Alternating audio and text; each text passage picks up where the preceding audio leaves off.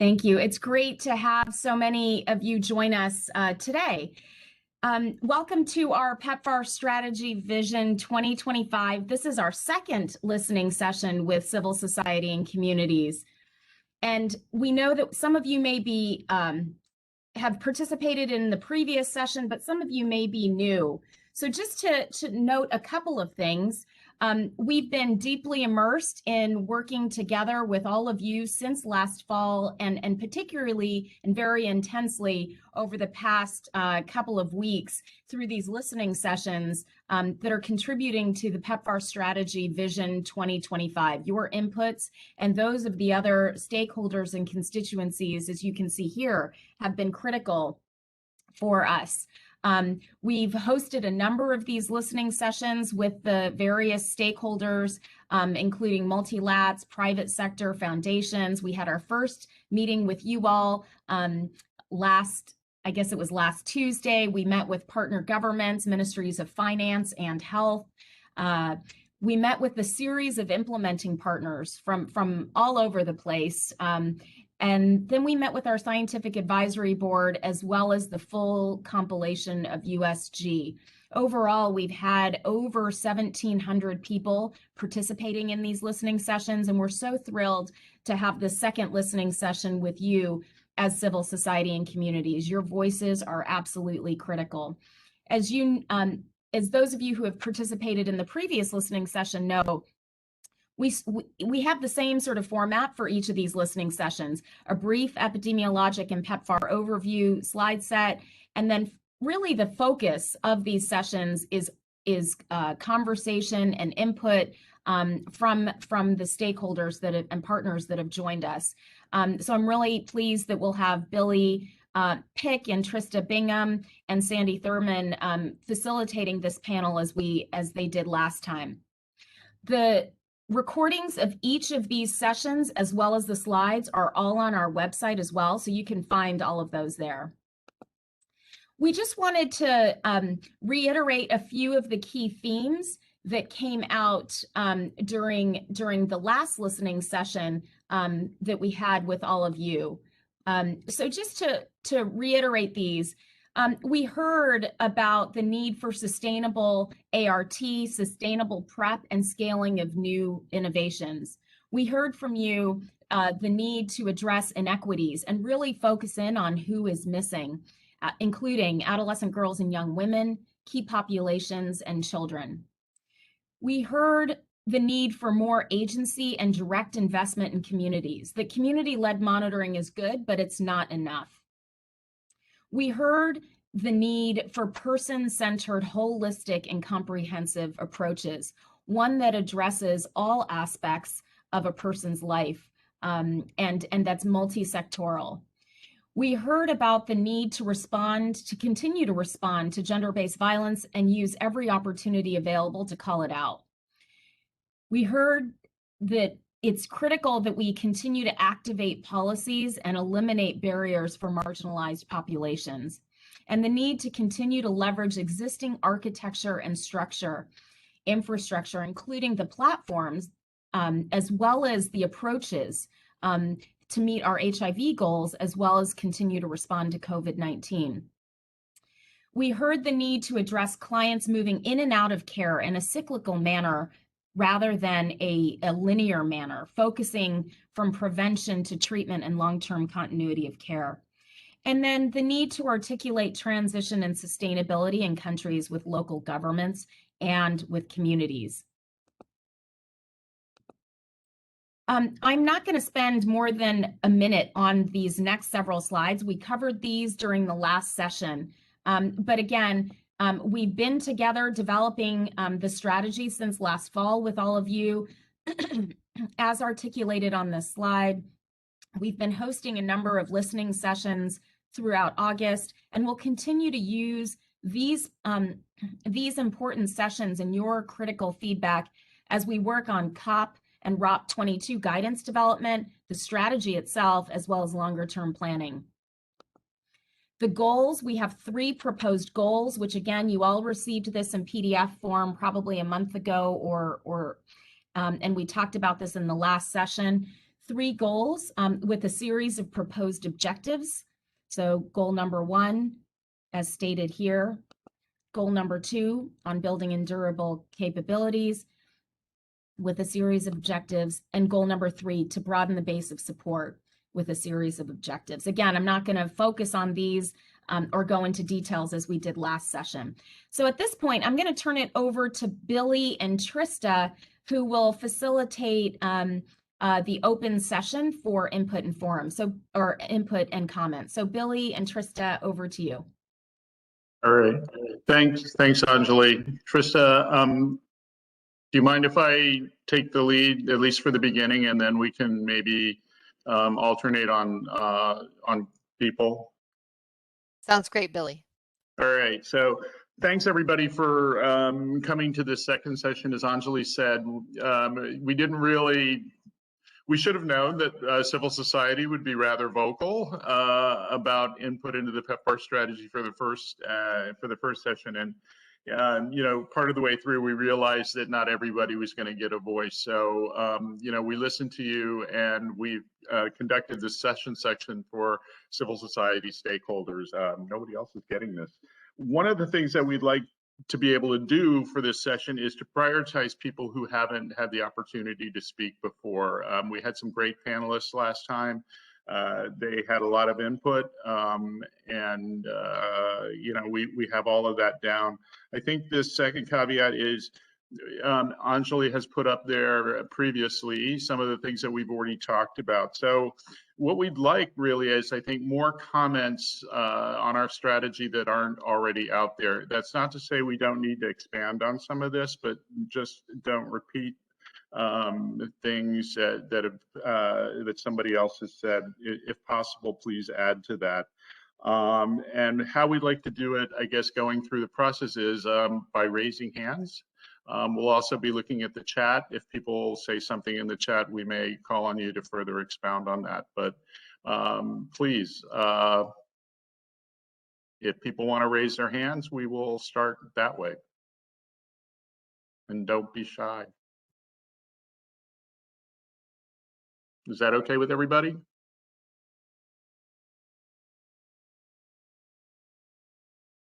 Okay, yeah.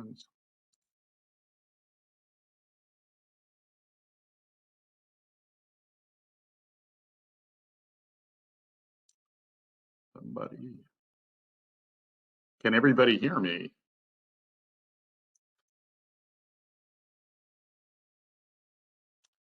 In that case, if nobody's raising hands, I could.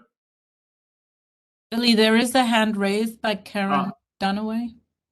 Karen Dunaway, Karen, please.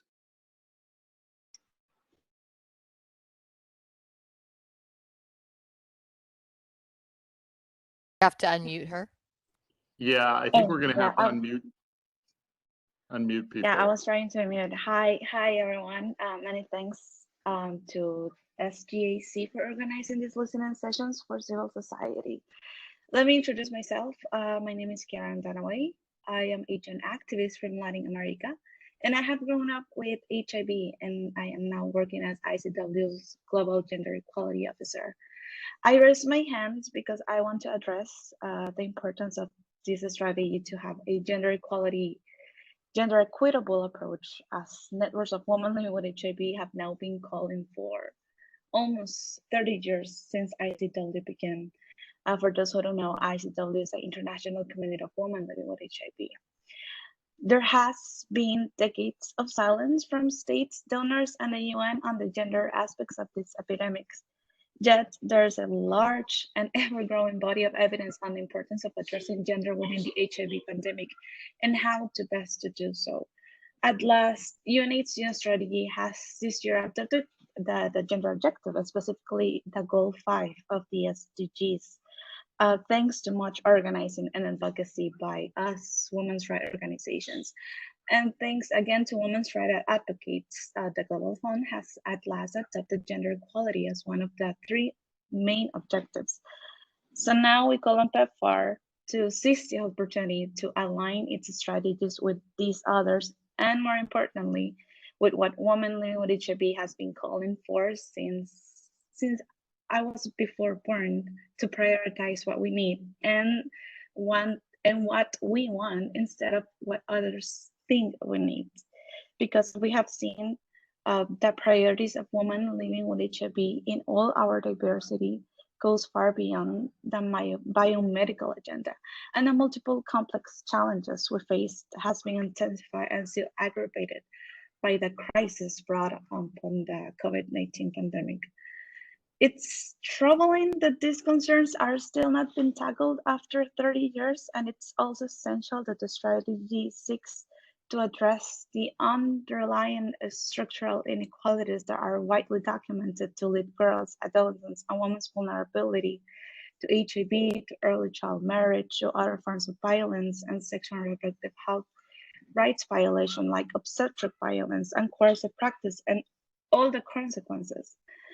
This strategy also needs to advance multisectoral, right-based, gender-transformative policies, adopting a woman-centered care approach as promoted in the WHO own guidelines on SRHR in 2017 and related initiatives that reflects and responds effectively to the comprehensive and multifaceted characters of women's lives.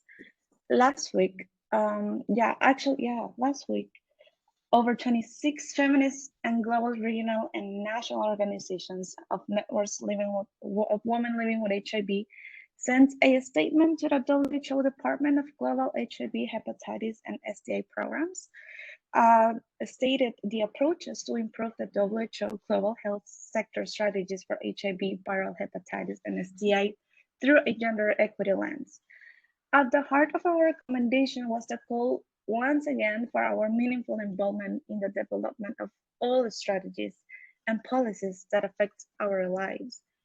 And that includes PEPFAR now. So we look forward to the opportunity to set a call with Perfect Team and all the women who signed the statement from around the world to discuss the strategy.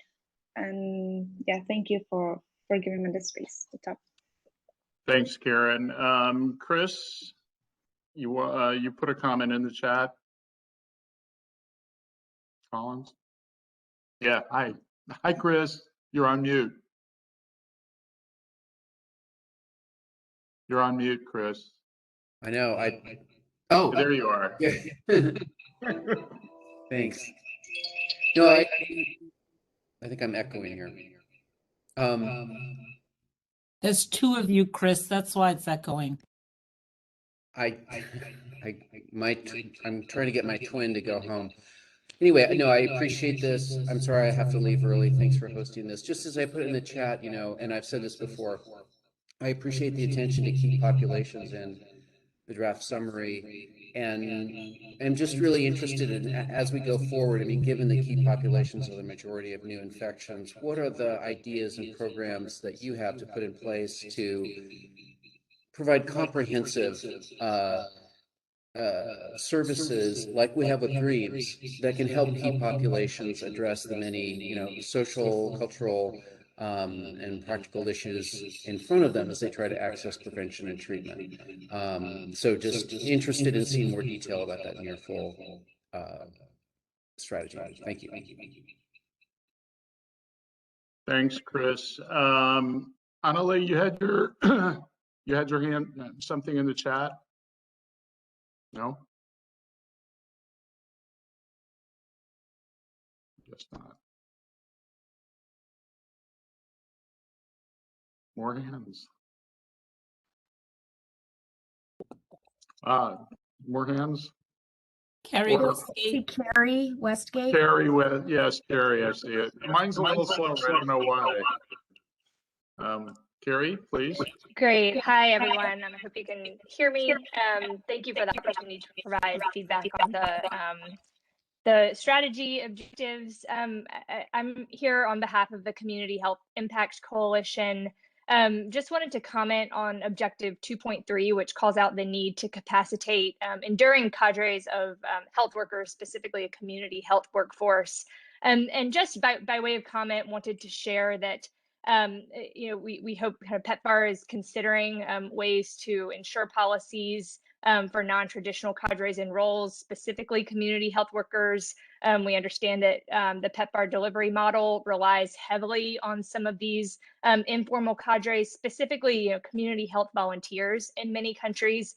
So just would make a suggestion that consideration be given to the WHO guidelines around supporting health system support for community health workers, specifically fair remuneration, what type of supervision may be needed, accreditation models, just as kind of an exciting and an important way forward as we think through not just epidemic control with HIV, but also pandemic preparedness, continuing to respond to COVID-19 and future outbreak situations.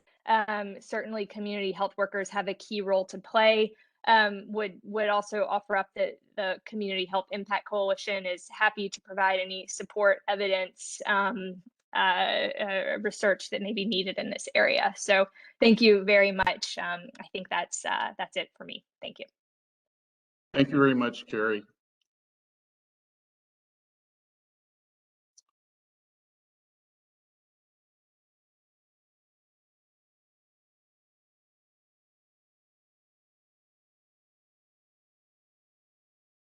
Those are all really helpful recommendations and reflections. Are there any other things that may have been missed in the current draft?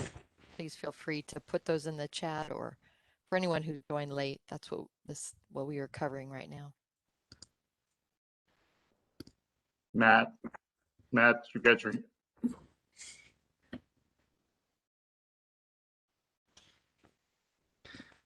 Hey everyone, sorry for the weird WebEx connection. No, thanks for this, and I think thank you guys for convening and for all of the attention here.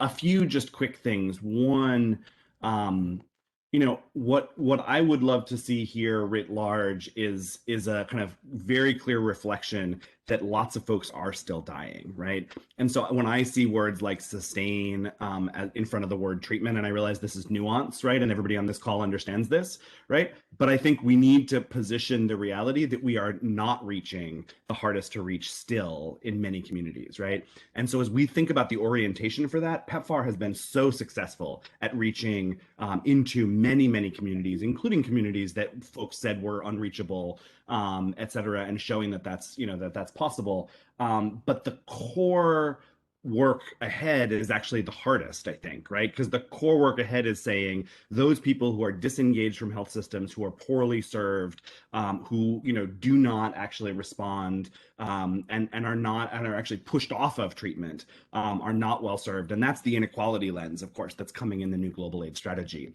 And so I would love to see that kind of core bullet linked to 95, 95, 95, really pay attention to not just the overalls, but also the gap between the top and the bottom, as the new global aid strategy does, and think about what those strategies are that close the top and the bottom. Because what we're seeing is that those who are doing well are going to keep on doing well. We're going to keep on being able to do that, but we actually need a re-envisioning of the strategy. And so I would just push that the kind of first part of the strategy that kind of focuses on words like maintain and sustain, I think is not the right framework right now. We're still in a pandemic. We're still in a moment that says, of course, we need to maintain and sustain those that have been reached. But the bottom line is the people who are experiencing the most transmission are not reached. And we know that because transmission keeps happening, right? And so this reality of how do you actually shift models seems really critical. And so kind of doubling down on the hardest work seems really key at the beginning in kind of those terms.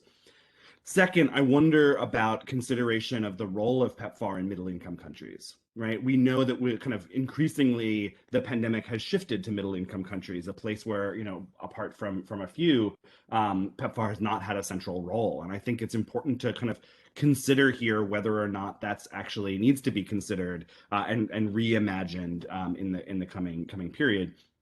And third, really happy to see a focus on new tools. And I think that's just the getting the actual new tools to the communities who need them most first seems like a critical, and I would even elevate it, kind of role that PEPFAR has played historically.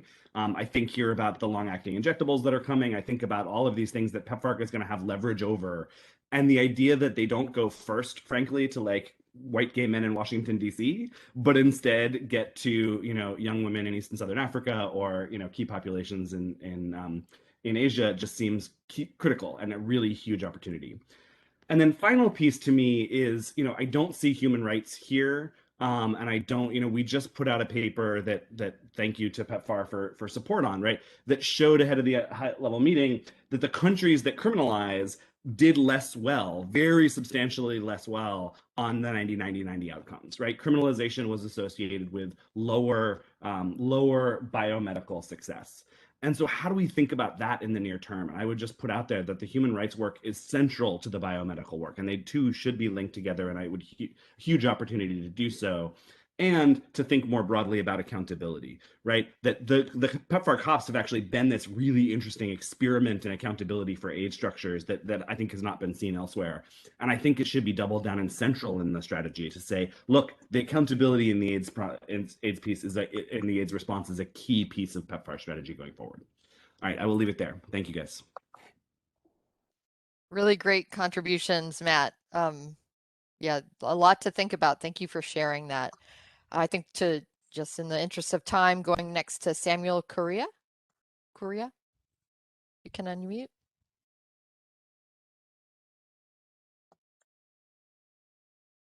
Thank you so much, colleagues. My name is Samuel Kuria. I am from Kenya and represent key population. And I am happy to hear that we are having these strategies on how best we can be able to keep our program as PEPFAR to be doing better. But we have strategies, yes, to end HIV, but we're not putting all required innovations and models. We are talking about key population who require biomedical only, but we forget that there are structural interventions that work hand in hand to be able to reach key population. What do I mean? I mean, for example, if we are to give an MSM PrEP, are we telling this MSM to be able to get more information? And are we also telling this information about drugs and substance?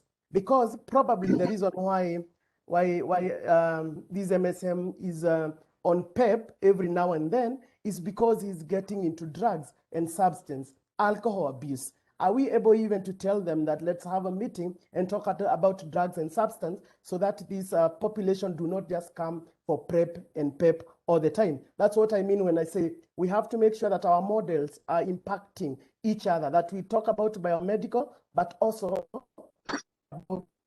structural intervention. We're talking about PWID.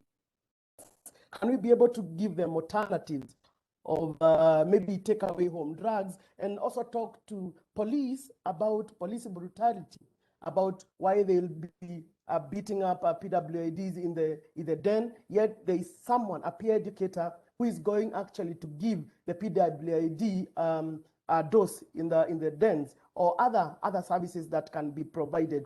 Because we will see other peer educators are even beaten up while they are still giving services to PWID. Can we also see how well best we can be able to put strategies that correlate, or strategies that can help each other to be able to go to zero for HIV programming? And I like the way Matthew is talking about strategies that do no harm, and talk about human rights violation, talk about, can we be able to talk about this criminalization? Because we have seen the more a country is having criminalized policy, the more closeted people, all senior MSM will not even come to a clinic, right? And yet we know the senior MSM will go and find a young guy from the university, and they have probably sex. And yet this young guy will still go to their colleagues in the university and be able to still continue doing these behaviors. Can we even be able to target old people?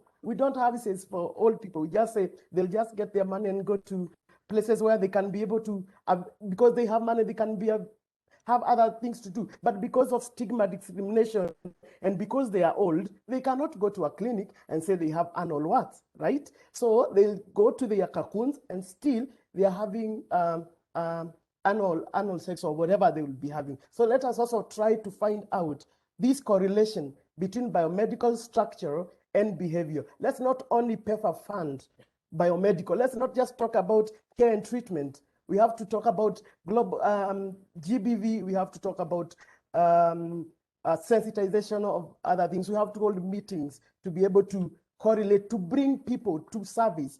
If we cannot bring people to service, especially at COVID, how well can we be able to maneuver or innovate during this pandemic? Can PEPFAR fund clinicians or HTS workers with motorbikes to be able to reach those places that are locked down, those places that have sensation of movement, those places that even the people who are living with HIV cannot even afford food?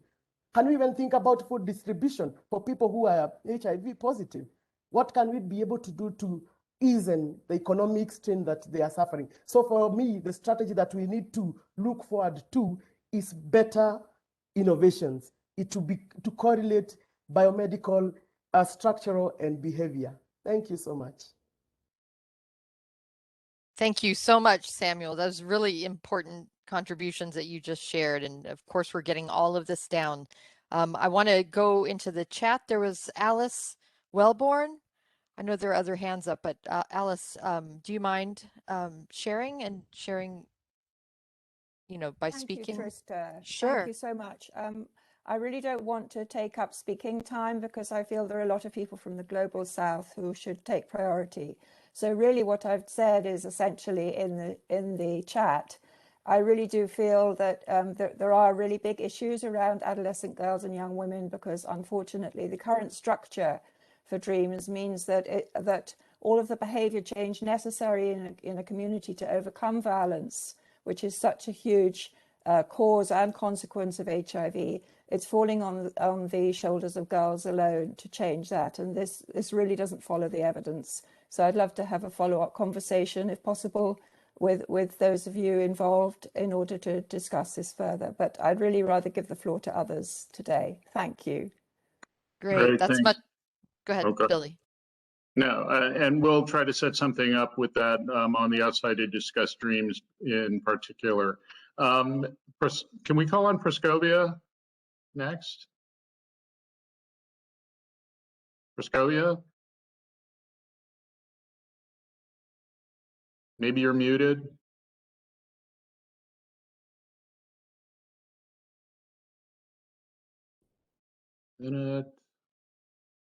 Hey, I see your hand, but I'm not hearing you.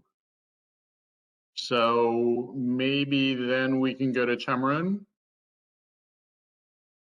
Hi, thank you so much, Billy. Can you hear me? Bye.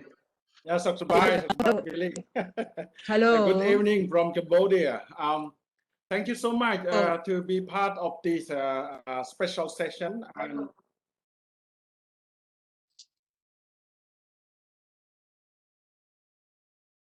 Can I go ahead, Billy? Yeah, Prokopia, we'll take you next, okay? So are you to me? Hello. Go ahead, Okay. Praskovia, we'll take you after Chamroon, okay? Can you hear me? Okay, please. Okay. Okay, we'll take you after Chamroon. Hi, once again, thanks a lot, Billy, and thanks a lot for the organizer to have participation in this special session. I really love to be part of this process. I just would like to give two input. One is to support and echo to all the colleagues that just mentioned before me about the investment to civil society, to community healthcare worker. But I think from my input, we need to differentiate between being part of community healthcare worker, but also being part of how we can support system strengthening within our role as civil society and as community-based organization. We know that we will not, accountable to service delivery. It should be the government to take that role.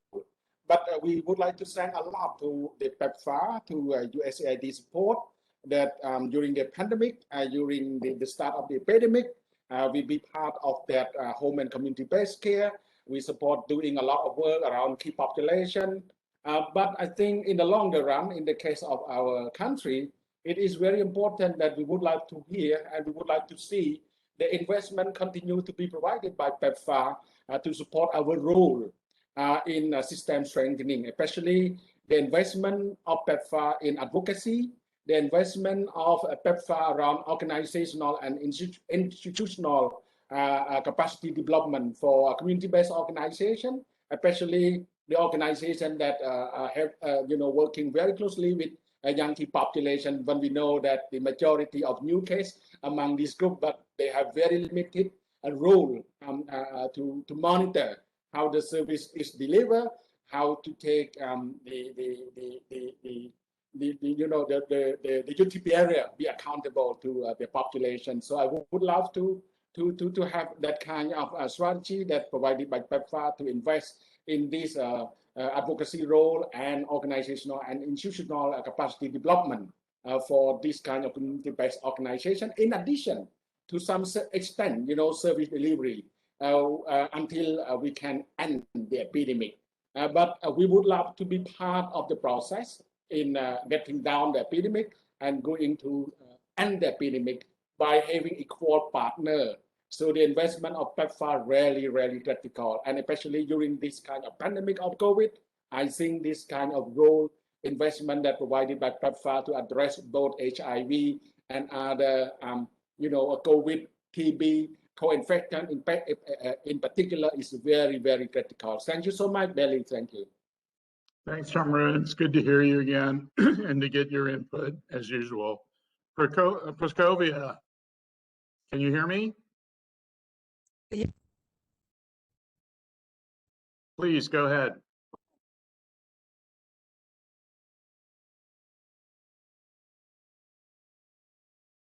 Praskovia, we're having a bit of a problem hearing you. Can you?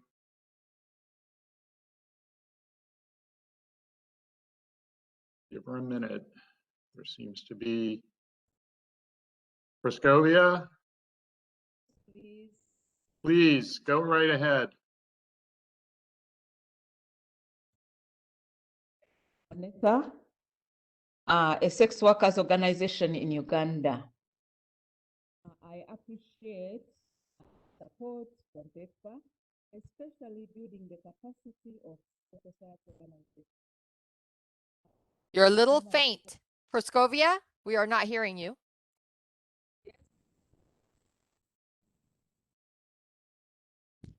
You're very faint. Can you speak up?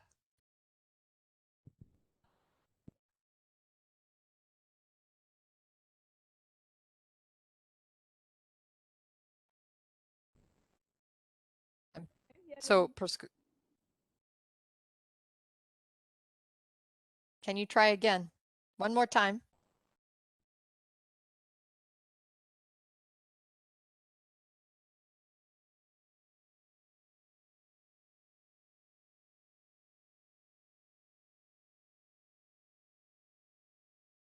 Praskovia, I'm so sorry. We cannot hear you. Maybe you can dial back in and we'll put you up next.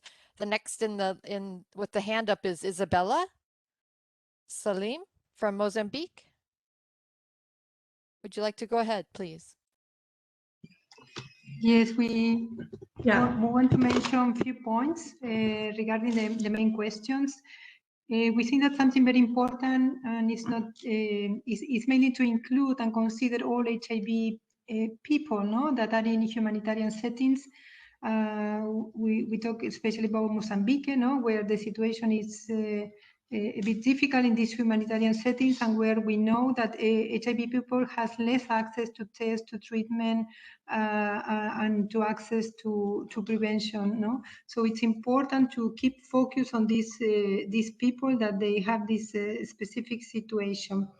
We think also regarding another topic regarding advanced HIV, that it's important to include advanced HIV diagnosis, included rapid test for CD4 when we implement differentiated models of cares for KPOP or for HIV or for general population. Important to include, so the diagnosis of advanced HIV included at community level through drop-in center or mobile clinic activities. Regarding the COVID pandemic that has a big impact also on HIV patients, we consider that it's important to reinforce the diagnosis of HIV patients when we do the diagnosis also of COVID, and include it in the treatment centers where we have a big proportion of patients that are co-infected with HIV and with COVID, with a high mortality also for these patients. And the last point that is regarding how to decrease the stigma and discrimination against KPOP, especially at the healthcare level.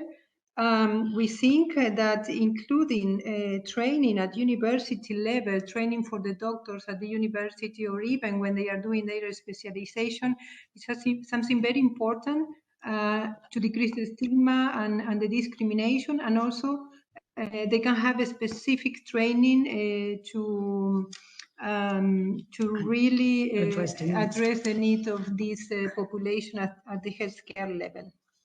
Thank you very much. Great, thank you. I want to try to go back to Praskovia because I see you're still there online. Praskovia, can you hear us now?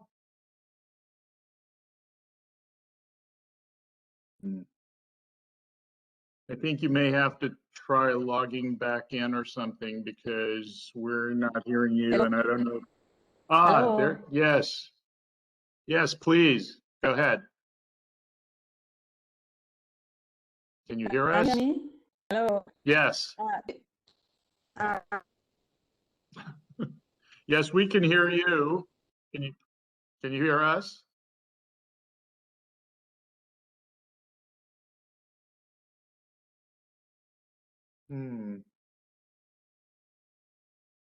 This is hello. Yes. Yes, we can hear you.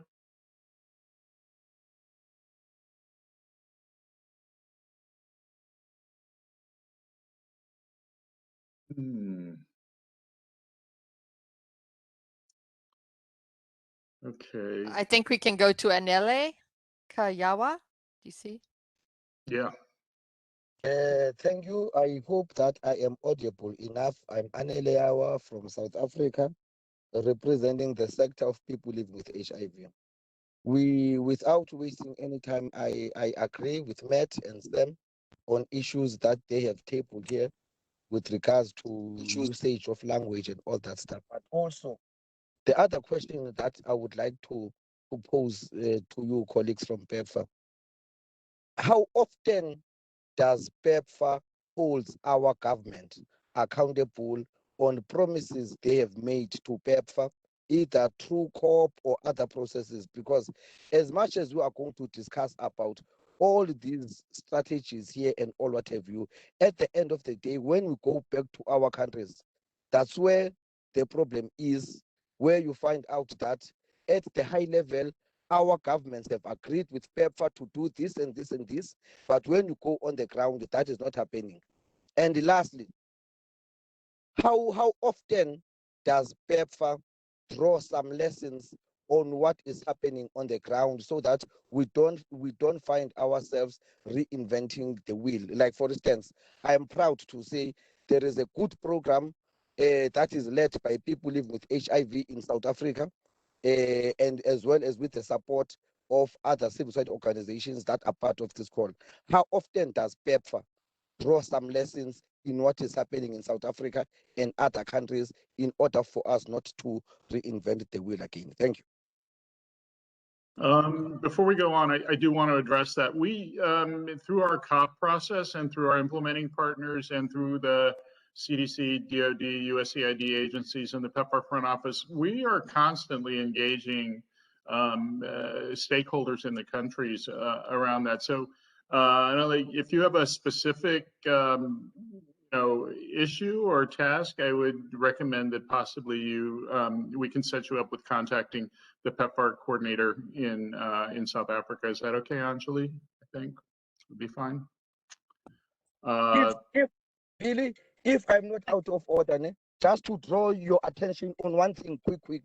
Firstly, the South African government made promises to PEPFAR about clinics that are going to be opened on weekends and all that stuff. So the question I'm asking is, there is a difference between engaging and holding each other accountable. Yes, you do engage with each other. How often do you hold them accountable and say, you said you're going to do this and this and this, and you're not doing this. Why are you not doing this? So that's what I'm trying to say, engagements and holding each other accountable are two different things. Thank you. Thanks, Adele. We hear you. I want to call on, I'm also looking at the chat. So Amanda, you had some really good comments, I think, that are pertinent. If you would like, I'd like you to help articulate some of these to everyone else. Thanks. Thank you so much, Billy. I think it's just an addition to some of the points that were shared by Anjali in the slides. I think just an addition to the point on the fact that clients are getting in and out of care, and that's the new reality. And I think Catherine Corner from ECPAC has also pointed that out in the chat. The issue of advanced HIV mortality is going to be really important that the new strategy addresses. I was also going to add on the need also to really be specific and explicit also around other barriers to care. So I think colleagues have mentioned a lot on the human rights issues, but also there is the financial barriers, the out-of-pocket expenses and user fees and the supply chain. And I think a lot of things that really need to be addressed if it can be quite explicit. But I also had a question, and I don't know if it's going to be a comment, because I wonder, we have seen the impact of COVID on the HIV pandemic. And I think that from some of the consultations that we've been having with civil society around this new strategy for PEPFAR, I think one of the core points that's coming up is, will PEPFAR do a baseline of where the response is at in terms of performance that it's going to measure its new success of the new strategy on, because we strongly believe that we have had challenges, and I think it's clear also in PEPFAR data in terms of the impact of the pandemic on the response.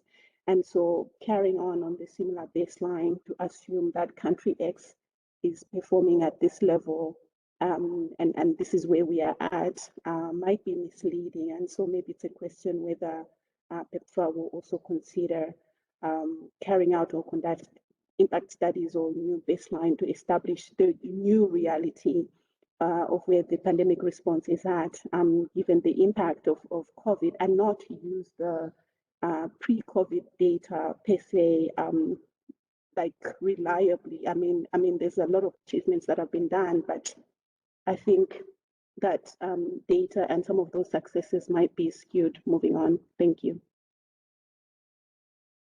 Thanks, Amanda.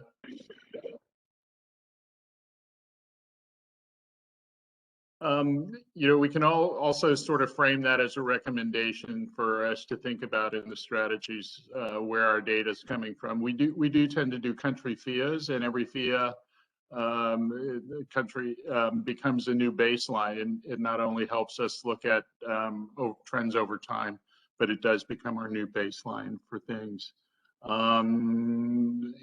Any more?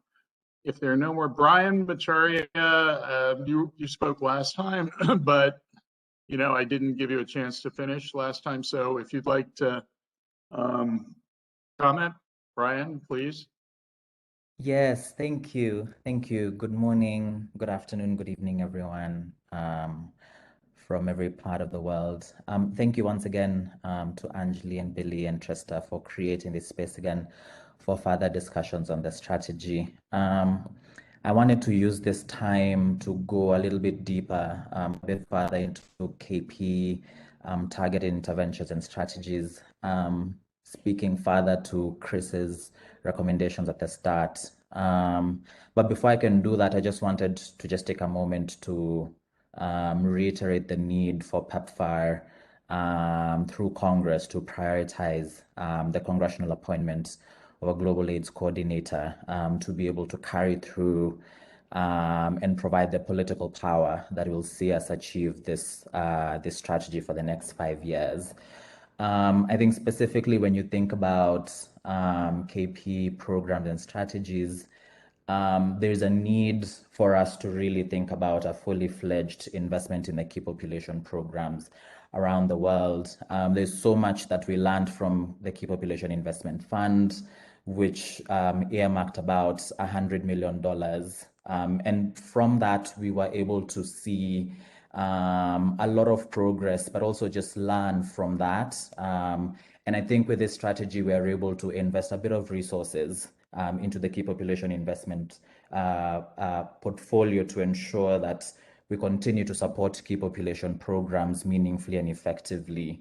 I think there's also a need to ensure that we designate some resources towards key population-led, community-led monitoring. There is importance in ensuring that we support not just client-specific sexual and gender-based violence and intimate partner violence cases, but we also take some time to holistically and very broadly understand and address violence against key populations and LGBTQ people in particular, so that we are not missing out on those opportunities. And here we're taking into account issues that Matt had raised earlier, such as criminalization, some of the issues that we raised in the previous call around just access to services and also just human rights related concerns. I think it's also important for us to really think about meaningfully expanding our engagement of key populations within the PEPFAR oversight and accountability processes. We learned so much within the start of this new COP21 cycle and throughout a lot of last year, where we noted a significant downshift in engagement of communities because of COVID and us moving into a virtual dispensation of engagement. But I think as we're moving forward, we do not want to lose the opportunity of engaging communities meaningfully because we are prioritizing a virtual environment. I think PEPFAR should be able to ensure that we are engaging communities in a meaningful way, and part of that needs to have us to start having discussions with communities this early on to ensure that we're putting mechanisms in place to engage folks in a meaningful way. I think for Kenya, recently there was a discovery around a harmful, problematic, toxic behavior or a toxic modality of providing services.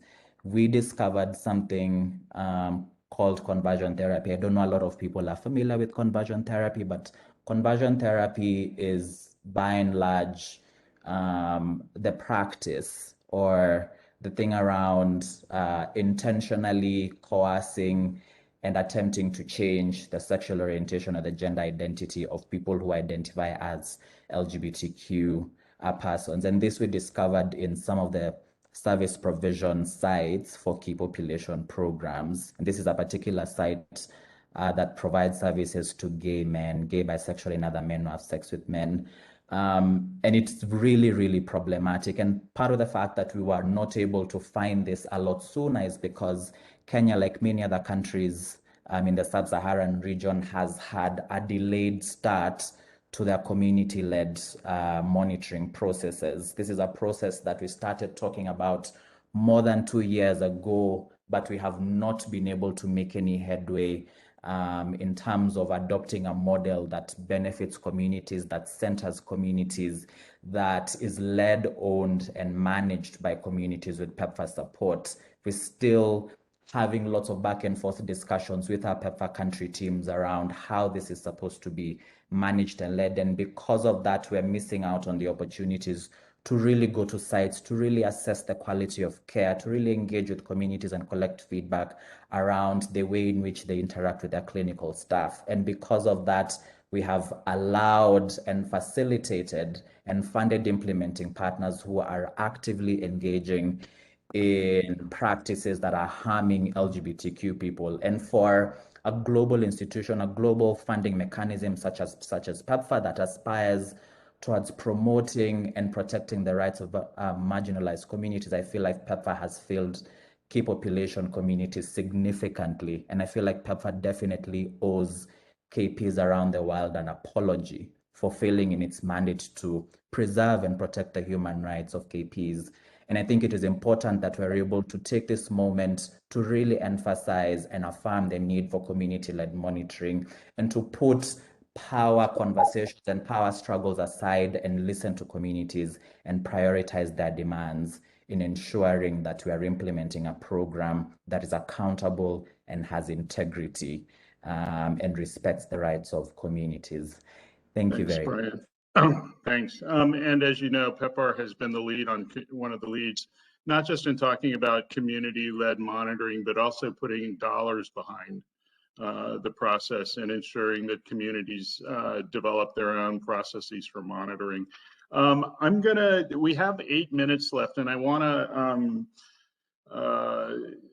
I don't see any hands left at this point. There were some comments from Boitumelo, Sarah, Emily, and Matt Rose in the chat. I don't know if we have time for one more person, if anybody wants to speak. If not, we can take those comments and add them to our notes and considerations, if that's okay with everybody. But I want to give Sandy Thurman a chance and Anjali a final chance, to wrap this up, because we really value everything everybody's put in here. But I think at this point we will try to wrap it up. And Matt, I think we can, in the wrap up, we can consider the follow up. So Sandy, over to you.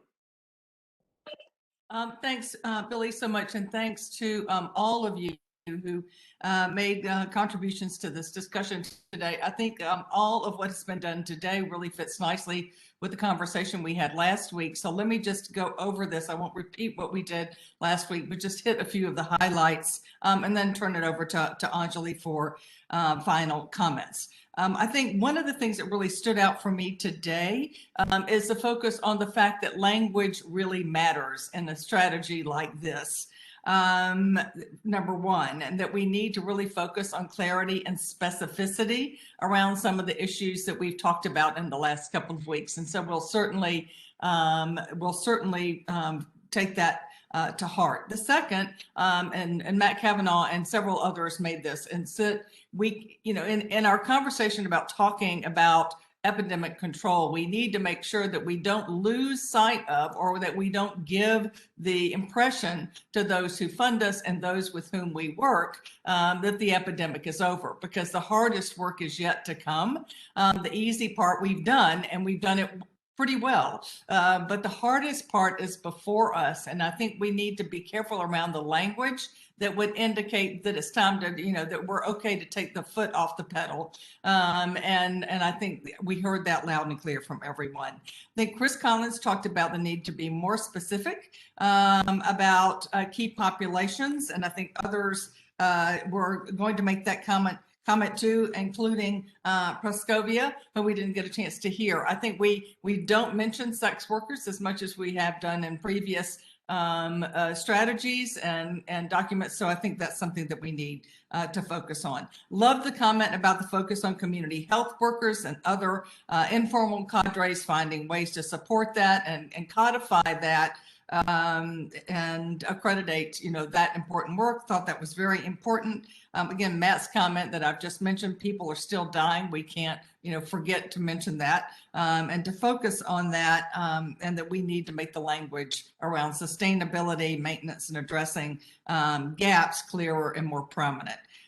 We need to spell out human rights work, and so that human rights work is central to the biomedical work that interventions that we're focused on. I think that was very clear. Again, talking about structural interventions that need to not only include the biomedical, but other social and educational services to particular populations.